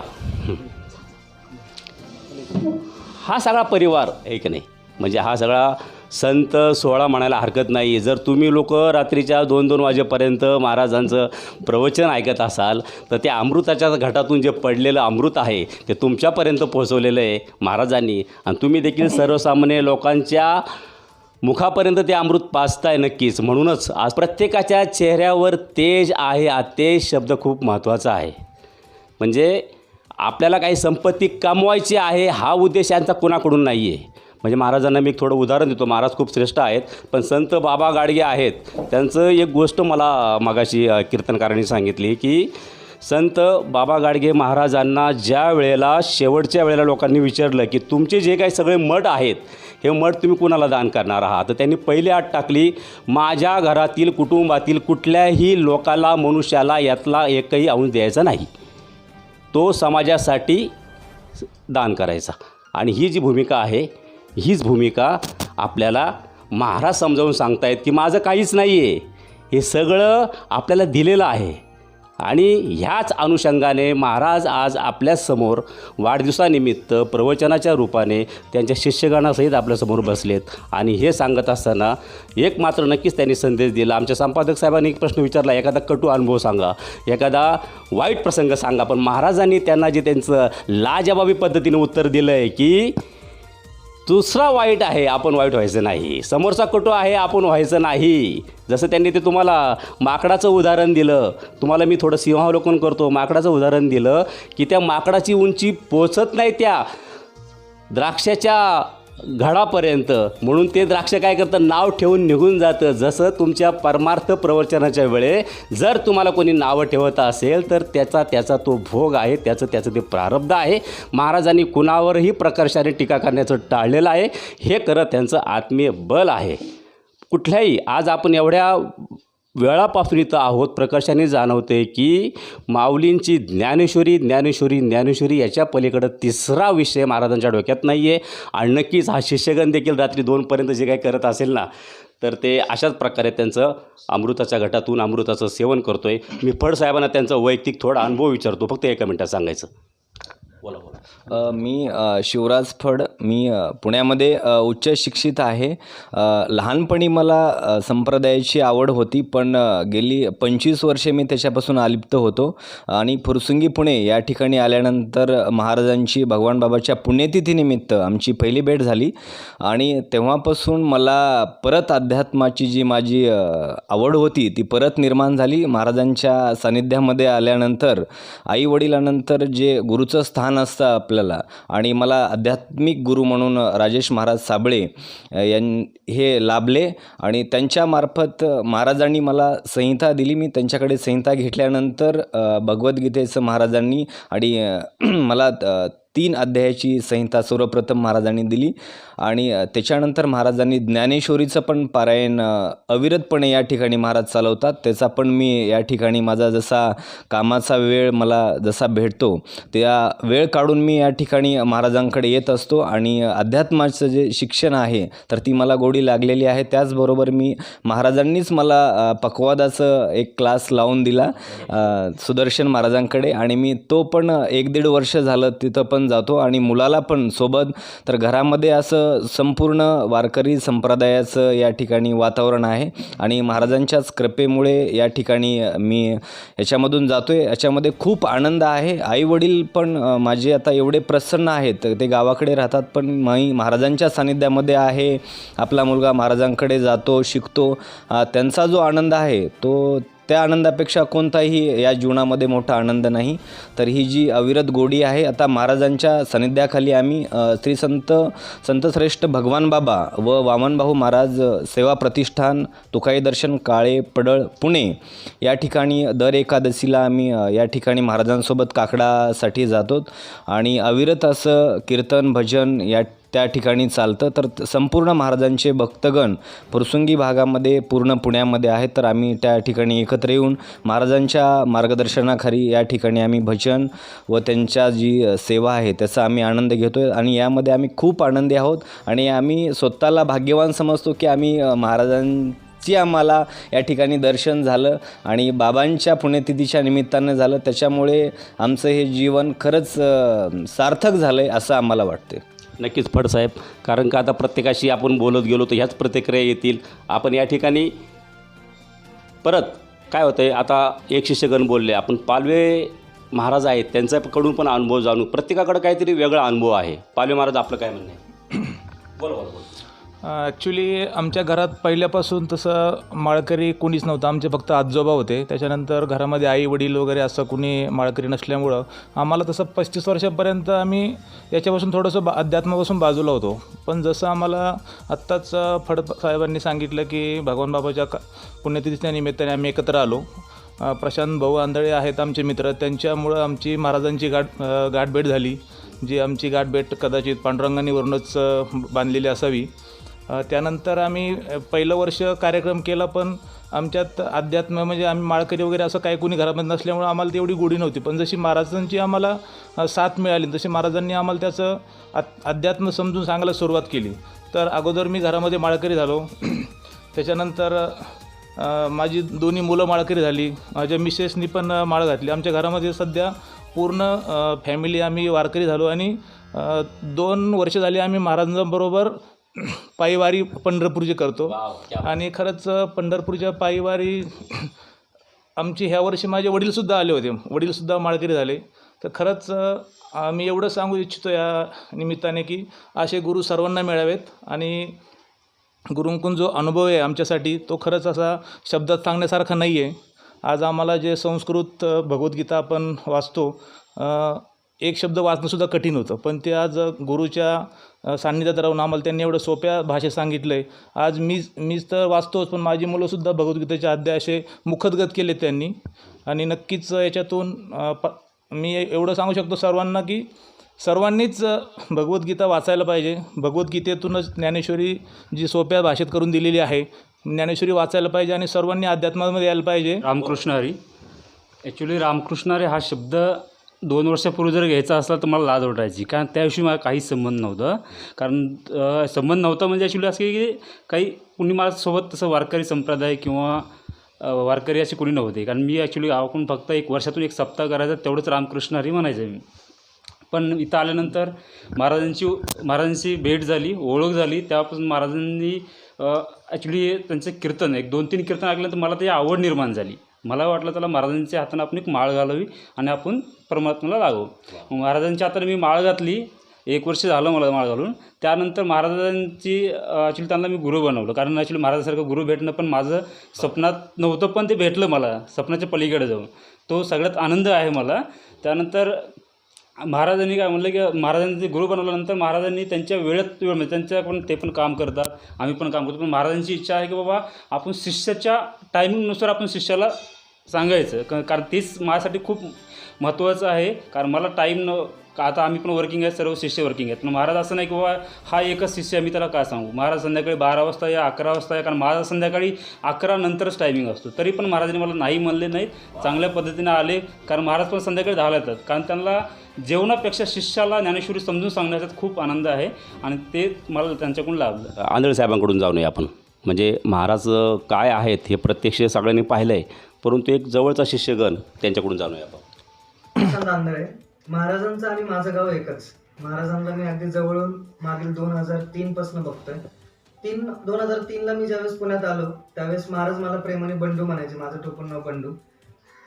महाराज काय म्हणायचे की बंडू, अरे परमार्थ आपल्याला करायचा आहे, संसार तू करतोच आहे, यशस्वी 100% होणार आहे हे मला माहिती आहे, पण तू त्या ज्यावेळेस काम करतोय, जॉब करतोय, त्यावेळेस तू थोडासा वेळ काढून परमार्थ कर. पण कधी कधी आपण म्हणतो ना की घरातल्या देवलाशाचा कधीच गुण येत नाही, तसं माझी गत झाली होती. आणि एवढा महत्त्वाचा माणूस मी 10 वर्ष नाही वेळ म्हणून मी अलिप्त राहिलो आणि त्याची जाणीव मला आत्ता होते. पण महाराज म्हणतात की हळूहळू खूप आहे ना प्रशांत बंडू, याच्यात तू नक्की यशस्वी होशील. आणि आता मागील 1 वर्षापासून आम्ही सामाजिक महाशक्ती संस्था फुरसुंगी यांच्या माध्यमातून त्या संस्थेला महाराजांनी कायम सपोर्ट केला आणि त्या संस्थेच्या प्रत्येक लोकांना महाराजांनी परमार्थामध्ये कसा सपोर्ट करता येईल यासाठी कायम प्रयत्न केले. महाराज इथून कामावरून आल्यानंतर रात्री 10 वाजता येऊन सुद्धा फुरसुंगीला त्यांनी प्रवचन घेतलेले आठवड्याला. आणि त्या प्रवचनाच्या माध्यमातून बरेच जण माळकरी वारीला गेले, माळकरी झाले, परमार्थाला लागले. आणि प्रत्येकालाच वेळ भेटेल असं नाही, म्हणून असे गुरु मी अजूनपर्यंत परमार्थामध्ये बघितले नाही की जे सकाळी प्रवचन झाल्यानंतर मला जे नॉलेज आहे सायन्समधलं थोडंसं, त्या सायन्सच्या नॉलेजप्रमाणे मेडिकल लाईनमध्ये म्हटलं जाते की शरीराची सगळ्यात जास्त शक्ती जी आहे ना, एनर्जी, ती फक्त बोलण्यात जाते. आणि ती एनर्जी महाराजांना सकाळपासून उठल्यापासून तर संध्याकाळी झोपेपर्यंत, मला वाटतं महाराज झोपेत पण चिंतन करता, हे मी बऱ्याच वेळा फॅमिलीतून त्यांच्या ऐकलेलं आहे. आणि हे अनुभूती आम्हाला रात्री 2:30 वाजता सुद्धा त्यांच्याबरोबर राहताना आलेली आहे. महाराज संध्याकाळी आल्यानंतर 10:15 आल्यानंतर 15 मिनिटात जेवण करून 10:30 वाजता आम्ही प्रवचन स्टार्ट करून 12:30ला जो वर्ग आहे, जो ज्यांना दिवसभरात वेळ भेटत नाही तर त्या वर्गाला ते संध्याकाळी 10:30 ते 12:30 ह्या वेळेमध्ये ते प्रवचन आम्हाला देतात. आणि तुम्हाला म्हणजे माझ्या आई वडिलांना खूप आनंद होतो. माझे वडील पण त्यांचे शिष्य आहेत, त्यांच्या हातानेच त्यांनी माळ घातलेली आहे. आणि आमच्या गावाला जे निम्मेरे गाव आहे राहुरी तालुक्यातलं, त्या गावामध्ये खूप अभिमान आहे सगळ्यांना की हरिभक्त परायण राजेश महाराज साबळे आज इथपर्यंत पोहोचले, ज्यांची तोंडी पाठ ज्ञानेश्वरीची आणि भगवद्गीतेची एक एक ओळी तोंडी पाठ आहे. आणि ते कुठल्याही कीर्तनामध्ये ज्यावेळेस आम्ही कीर्तन ऐकतो किंवा आम्ही प्रवचन ऐकतो, एकही प्रमाण त्याच्यातून असं नाही की आम्ही हसतोय आणि आम्ही कीर्तनामध्ये मनोरंजन चालू आहे, असं कधीच होत नाही.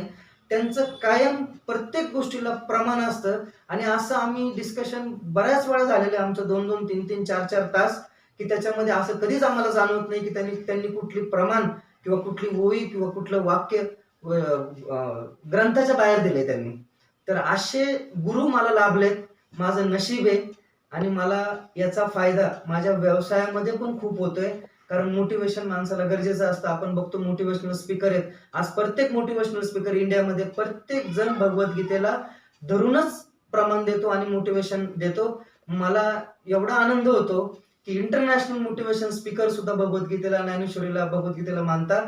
आणि तेच मला माझ्या गुरुवर्यांच्या तोंडातून तोंडी पाठ ओळ्या आम्हाला भेटतात. 100% आम्ही त्याचा फायदा घेणार आहे.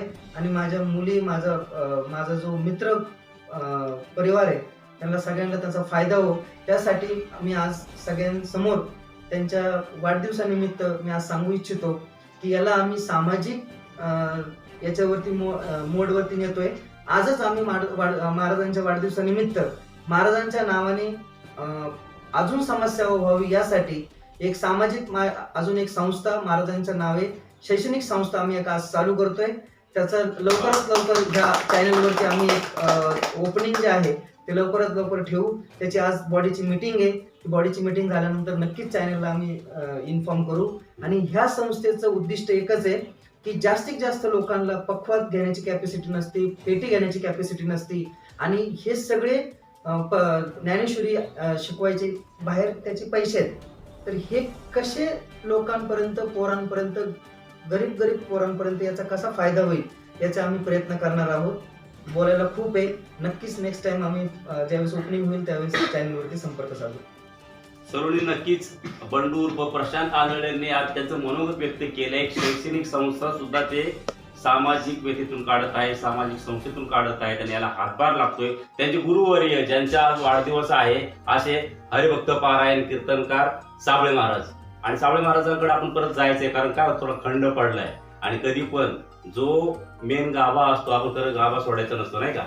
आंब्याचा रस आपण चाकतोय आणि चाकता एखाद्याने आपल्याला एकदम कच्ची कैरी दिली, आवडेल का नाही, पुन्हा आपण जातोय हापूस आंब्याकडे. महाराज नक्कीच मी हापूस आंबा असा म्हणतोय की प्रगल्भ ज्ञान तुम्हाला आहे, माऊलींची ओवी पाठ आहे असं आंधळ साहेब म्हणाले. आणि खरंच ज्या वेळेला प्रत्येक ओवी पाठ असते त्यावेळेला डोळ्यासमोर काही येत नाही. आणि त्यांनी तो सांगितलं की रात्री 10:15 वाजता जेवून 10:30 वाजता परत तुम्ही लगेच तुमच्या प्रवचनाला सुरुवात करता. मला वाटतं ऊर्जा स्त्रोत्र जो आहे तुमच्यामध्ये जो भरलेला आहे तो नक्कीच फक्त ज्ञानेश्वरी पाठांतर झाल्यानंतर सुरुवात झाली का?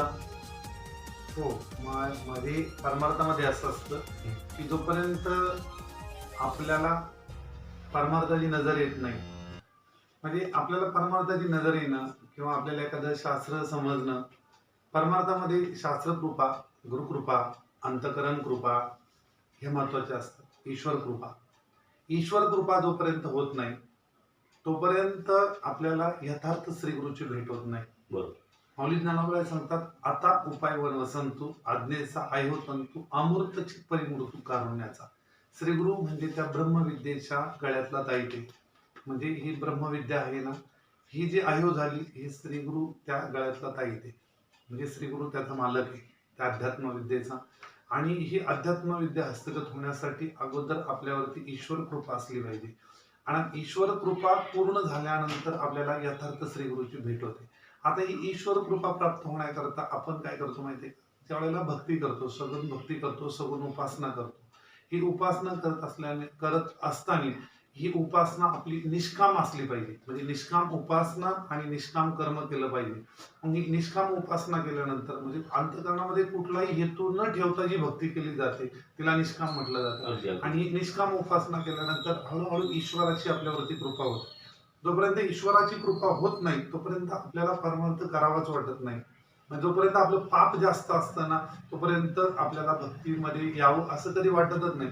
ज्यावेळेला आपल्याला भक्ती आवडते समजायचं आपलं पुण्य उदयाला आलं, आणि ज्यावेळेला आपल्याला संसार आवडतो त्यावेळेला समजायचं आपलं पाप उदयाला आलं. साधू संत सांगतात की संसार आवडतो आणि संसार वाढतो म्हणजे तो अडकवतो.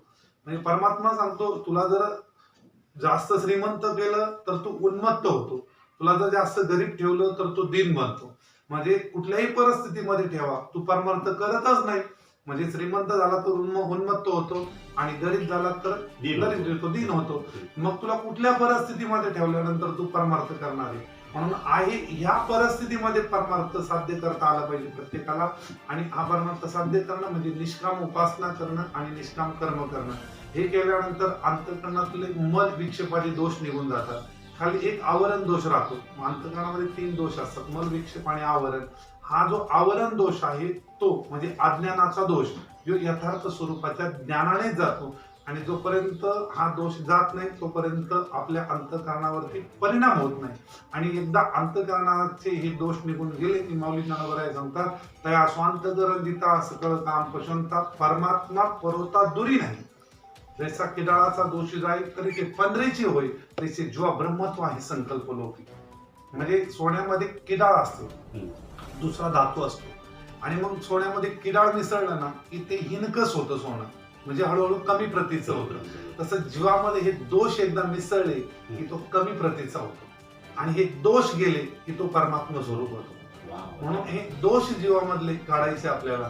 आणि मग हे दोष काढायचे म्हणजे अंतःकरण काय करायचं आपल्याला स्वच्छ करायचं. जसं आरसा स्वच्छ असेल ना तर आपलं मुख आपल्याला स्वच्छ दिसतं, आरशामध्ये प्रतिबिंबित झालेलं असतं. तसं परमात्मा अंतःकरणामध्ये प्रतिबिंबित झालेला असतो. आणि त्या प्रतिबिंबित झालेल्या परमात्म्याला शास्त्रामध्ये चिदाभास म्हटलं जातं. आणि तो चिदाभास आपल्या बुद्धीच्या वृत्तीप्रमाणे किंवा बुद्धीच्या वासनेप्रमाणे कार्य करतो त्यावेळेला त्याला जीव म्हटलं जातो. मग तो चिदाभास त्याला साक्षी म्हटलं जातं शास्त्रामध्ये. आणि मग त्या साक्षीची ओळख करून घ्यायची आपल्याला. आणि मग हे कर्म करत असताना ते तुम्ही मग पाहता म्हणे साक्षी मी अकर्ता एक गुणाची क्रिया जाता नियोजित. मी मला याचं साक्षीत्व करता आलं पाहिजे, या देहाचं मला साक्षीत्व करता आलं पाहिजे. हा मी देह नाहीये तर मी ह्या देहाचा साक्षी. हा देह जी कर्म करतोय, जी चांगली वाईट कर्म करतोय ते मला साक्षीत्वानं बघता आलं पाहिजे. आणि असं साक्षीत्व करता आलं की आपण या देहावरून भिन्न आहोत, हा देह म्हणजे आपण नाहीये, आणि या देहावरून भिन्न आहोत असं ज्ञान आपल्यामध्ये होतं. आणि असं ज्ञान झालं की समजायचं आपल्यावरती शास्त्रकृपा झाली, आपल्याला शास्त्र समजायला लागलं. आणि मग याला म्हणतात शास्त्रकृपा. म्हणजे शास्त्रामध्ये आपली बुद्धी हळूहळू हळूहळू पोहोचली पाहिजे. संतांची भाषा आपल्याला समजली पाहिजे. शास्त्रकृपा म्हणजे काय, साधू संतांनी जे सांगितलेलं आहे त्या प्रमेयापर्यंत आपली बुद्धी पोहोचली पाहिजे. ते प्रमेय आपल्याला समजलं पाहिजे, त्याला म्हणायचं शास्त्रकृपा. गुरुकृपा म्हणजे हळूहळू हळूहळू आपल्याला आत्मानुभूती आली पाहिजे. आपण शरीर नाही, आपण साक्षी आहोत, आपण आत्मस्वरूप आहोत. ही जी आहे ना ह्या आपल्या बुद्धीचा निर्णय झाला पाहिजे, निश्चय झाला पाहिजे. आणि आपणच आनंद स्वरूप आहोत, आपणच ज्ञान स्वरूप आहोत. पण काय आलं माहिती का, माऊली ज्ञानोबराय सांगतात जे प्राणिया कामी भरू, जे प्राणिया कामी भरू देहाची वरी आदरू म्हणून पडलो विसर्व आत्मबोधाचा. आत्मबोधाचा विसर का पडला तर देहावरती आदर निर्माण झाला आणि आपण कामामध्ये अडकलो. आपल्यामध्ये काम भरला गेला आणि त्यामध्ये आपण अडकलो.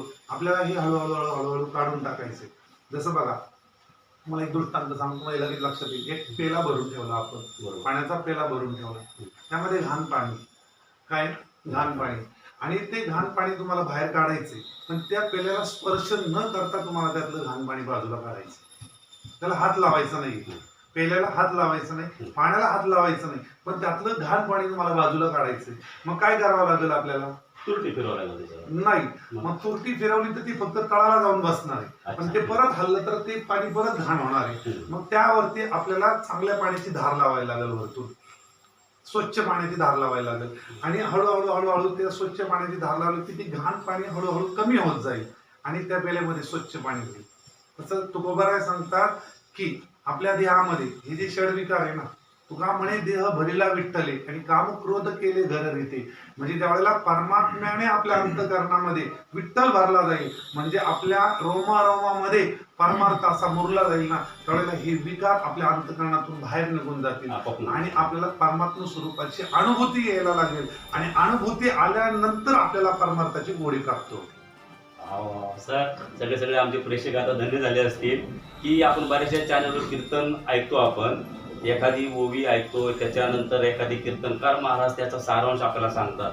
तर इथे आहे ना, खरंच म्हणजे अभ्यास मूर्तीच हा शब्द त्यांच्यासाठी योग्य ठरतो. अतिशय अभ्यासपूर्ण. मगाशी एका त्यांच्या शिष्याने सांगितलं की कुठल्याही कार्यक्रमामध्ये महाराजांचं प्रमाण हे ज्ञानेश्वरीच्या बाहेर नसतं. प्रत्येक प्रमाणाला त्यांच्या ओवीचा आधार असतो. महाराजांच्या प्रत्येक प्रमाण देताना एक ओवी पाठ असते आणि नंतर ते आपल्याला त्याचा दृष्टांत देत असतात.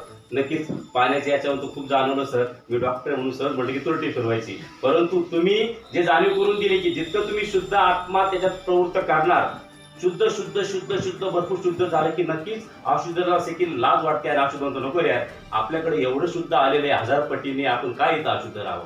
आणि अतिशय साध्या सोप्या पद्धतीने तुम्ही लोकांपर्यंत परमार्थ पोहोचवता महाराज. आणि आज आमची संपूर्ण टीम सलोनी, आज आपण या समस्त लोकांपर्यंत आपल्या चॅनेल मार्फत एका अशा व्यक्तीला आपण दाखवतोय की तो लोक घडवताना विचार करत नाही हा कोण, तो कोण, तो कोण, तो कोण. आणि जे काही सांगितलेलं आहे आपल्या संतांनी सांगितलेलं आहे की वारीच्या रूपाने तिथं पंढरीला तुम्ही जा, एकदा पांडुरंगाचं दर्शन घेतलं की तुमच्यामध्ये आत्मस्वरूपता येईल. आत्मस्वरूपता आली की तुम्ही तिथं धन्य पावता.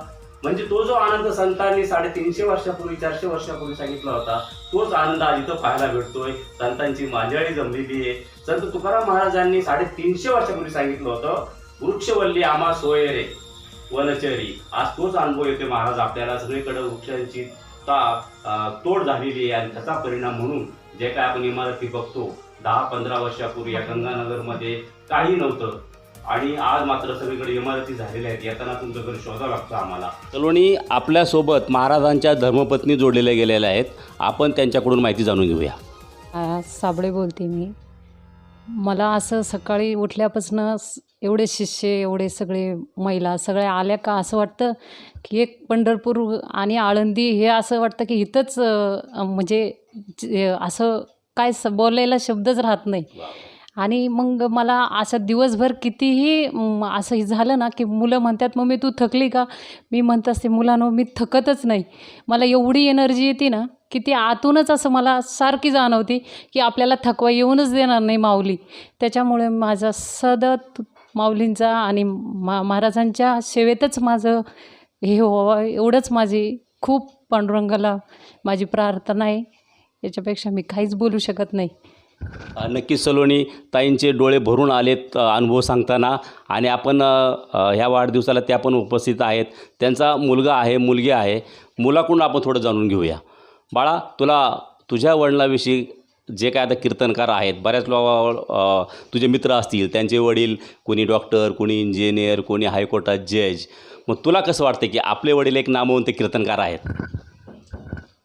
नाही, नक्कीच वेगळी गोष्ट आहे ही खूप. अजून तरी माझ्या मित्रमंडळींमध्ये कोणाचे वडील म्हणजे नाही आहे महाराज. तर पप्पा कधी कधी म्हणतात की शाळेत कधी धोतर घालून आलो किंवा लहान होतं तेव्हापासूनच वातावरण होतं, कॉलेजमध्ये कधी धोतर घालून तुला लाज वाटेल का, म्हणजे लाज वाटण्यासारखी काय गोष्ट आहे यात सगळ्यात येऊन. आणि मित्रमंडळीसुद्धा सगळे ज्यावेळेस कीर्तन बघतात यूट्यूबवर वगैरे, ते सुद्धा खूप म्हणजे त्यांनासुद्धा खूप अभिमान वाटतो. आपल्या मित्राचे वडील एक महाराज आहेत. आपण पैसे देऊन मोटिवेशनल स्पीकर किंवा सायकॅट्रिस्टकडे काही गोष्टी जरी आपल्या असल्या, तर बऱ्याचशा आता ह्या वातावरण धावपळीचं झालेलं आहे. आपल्याला खूप म्हणजे कधी कधी आता ह्या माझ्या इच्छी मुलं तरी खरं तर डिप्रेशनमध्ये जाणं ह्या गोष्टी असतातच. तुमच्या करिअरचं वगैरे टेन्शन असतं. घरात एक स्पिरिच्युअल वातावरण असेल तर नक्कीच त्याचा फायदा म्हणजे तुमच्या करिअर ग्रोथमध्ये सुद्धा होती आहे आणि प्रत्येक बाबतीत. आणि घरात एक फ्रेश वातावरण राहतं दर सकाळपासून ते संध्याकाळपर्यंत. सलोनी, ऐकलं का? मुलाचा अनुभव अगदी जिवंत अनुभव सांगितला की डिप्रेशनमध्ये मुलं जातात जर आईवडिलांचं मोटिवेशन नसेल तर. इथं साक्षात त्यांचे वडील हे ब्रह्मांडाचं ज्ञान घेऊन आलेले आहेत. आणि आपण त्यांच्या मुलीकडं पण जाऊया. बाळा, तुला याच्यामध्ये तुझे जे पप्पा आहेत कीर्तनकार आहेत याचा तुला सार्थ अभिमान वाटतो का? मला सार्थ अभिमान आहे की माझे पप्पा कीर्तनकार आहेत. पण पाहिलं दोन्ही मुलांच्या प्रतिक्रिया स्वतःच्या पप्पाविषयी ज्या होत्या त्या जागृत होत्या. पण आता जाणून घेऊयात आपण महाराजांचे छोटे शिष्य. छोटे सिद्ध शिष्य हा शब्द वापरल्यानंतर प्रेक्षकांना थोडंसं हसायला येईल, पण हे छोटे शिष्य आहेत ना, मला वाटतं बाळा तुझं नाव सांग रे. सार्थक. सार्थक. तुझं नाव? प्रतीक. सार्थक आणि प्रतीक असे पालवे बंधू आहेत ते दोघं पण महाराजांचे छोटे शिष्य. या अनुषंगाने की तुम्ही दर रविवारी महाराजांकडं शिकायला येता, भगवद्गीतेचा अभ्यास करता असं ऐकलं आहे? हो. अच्छा. आणि भगवद्गीता ऐकल्यानंतर तुम्हाला असं वाटतं का की त्यातले जे काही प्रमाणं आहेत महाराज तुम्हाला आता कमी वयात शिकवतात, तर मोठेपणी जाऊन तुम्ही देखील महाराजांसारखं प्रवचन करू शकता? हो. नक्कीच. हीच महाराजांची खरंच म्हणजे ठेव आहे, आपण खजिना आहे की छोटे मुलं देखील महाराज घडवत आहेत. आज आपण ह्या छोट्या मुलाकडून गीतेतला अध्याय म्हणून घेऊया. बाळा तुझ्याविषयी आम्ही बरंच ऐकलं आहे की महाराज भगवद्गीता तुझ्याकडून वाचून घेतात, पण काही अध्यायही तुझी पाठ आहेत. आमच्या प्रेक्षकांना सांगशील? हो. घे. मी आता 15वा अध्याय बोलत आहे. ओम श्री परमात्मने नमः. अथ पंचदशोऽध्यायः. श्री भगवानुवाच ऊर्ध्वमूलमदशाखमश्वत्थं प्राहुरव्ययं छन्दांसि यस्य पर्णानि यस्तं वेद स वेदवित् अधचोर्ध्वं प्रसृता तस्य शाखा गुणप्रवृद्धा विषयप्रवालाः अधश्च मूलानि अनुसन्ततानि कर्मानुबन्धीनि मनुष्यलोके. पहा प्रेक्षक, आणि अशा पद्धतीने जर समजा इथं लहान मुलंही घडत असतील आणि मोठेही घडतायत, तर नक्कीच आज सत्याचा लढा 24 तासमध्ये सलोनी आपल्या चॅनलतर्फे खरंच एक आगळीवेगळी आपण मुलाखत घेतलेली आहे. आणि या मुलाखतीमध्ये आपल्यासमोर मुलाखत ज्यांची घेतो आपण त्यांच्याकडून ज्ञान मला स्वतःला तर मिळालंच, पण आपल्या प्रेक्षकांनाही भरपूर मिळालं. मी या ठिकाणी पुन्हा एकदा चॅनलच्या वतीने त्यांना वाढदिवसाच्या हार्दिक शुभेच्छा देतो. आणि नक्कीच सर, तुम्हाला आम्ही वचन दिल्याप्रमाणे आमच्या चॅनलवर तुमच्या व्याख्यानाची आम्ही मालिका नक्कीच सुरू करू. धन्यवाद सर.